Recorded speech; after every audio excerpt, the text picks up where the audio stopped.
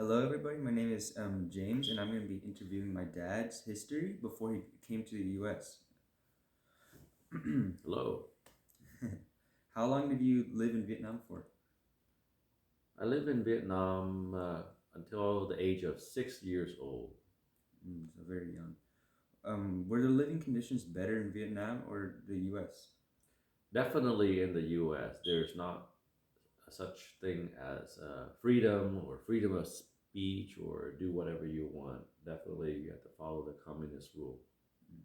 Where did you live in Vietnam? I live in a city named Bien Hoa, Vietnam. What jobs did your parents work whenever you were in Vietnam? My mom worked as a laborer, and my father he went to the Vietnam War, but he was on the USA side. What kind of food did you eat? In Vietnam, we ate mostly rice and noodles and anything that is edible that we can make and prepare easily, especially from the garden directly to our dinner table. What kind of sports or exercises do you do? In Vietnam, since I was very young, there was not much sports that we could do aside from just running around and kicking the soccer ball around. Soccer is usually pretty big in Vietnam. Do you still have friends living in Vietnam that you still talk to? In Vietnam, I was very young, so I don't really remember anybody in Vietnam or have friends I communicate with. Even nowadays, they have Facebook. Did you know about the war that just happened? The which war are you talking about? The Vietnam War. Oh, the Vietnam War during that time. I was born right near the end of Vietnam War, so I didn't really experience the war itself, except for uh, the after effects of it, which is when the communists took over. Mm. When you left Vietnam, was it legal or illegal? When we fled from Vietnam, then definitely it would be considered illegal in the communist Vietnamese country because we escaped from Vietnam to achieve freedom. How did you escape Vietnam? My parents and I escaped Vietnam on a boat going into the direction of Thailand via going through the ocean. Mm.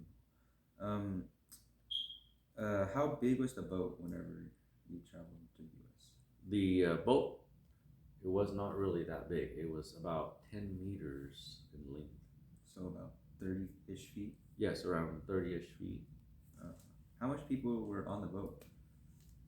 Well, the boat, I think the captain that built the boat, that enabled people to purchase kind of a ticket to go to escape to Thailand. There were about 73 people that they were able to squeeze in that 10-meter boat. Very, very small boat. Very, very. Yeah. What kind of obstacles did you run into while traveling to the U.S.? The obstacles during the escape from Vietnam, we had to endure, of course, the ocean waves, the ocean storms, the lack of water, because we brought a barrel or two of water that eventually rusted, and to save weight, we had to dump the other one, and then not only that, the other danger was being pulled over by pirates. We call them pirates, but they're actually like fishermen or Thai fishermen, and they try to threaten us with capsizing our boat, destroying it if we don't do something, such as for give them something, such as gold or something valuable. Um, Do you still have any relatives that travel with you on the boat? Yes, we had a couple of close uncles and aunts that they were the captains that allowed us to come over, and one of my younger cousin, older cousin, excuse me, traveled with us too, and that's the family that I know that travel with us on that escape boat. Oh, how old were you whenever you came to the U.S.? At that time, then I was about 7 years old, turned 7 years old. Um, would you like to visit Vietnam again?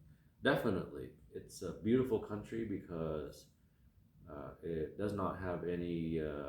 Well, it doesn't have as much industrialization and cities. It's still a lot of countrysides.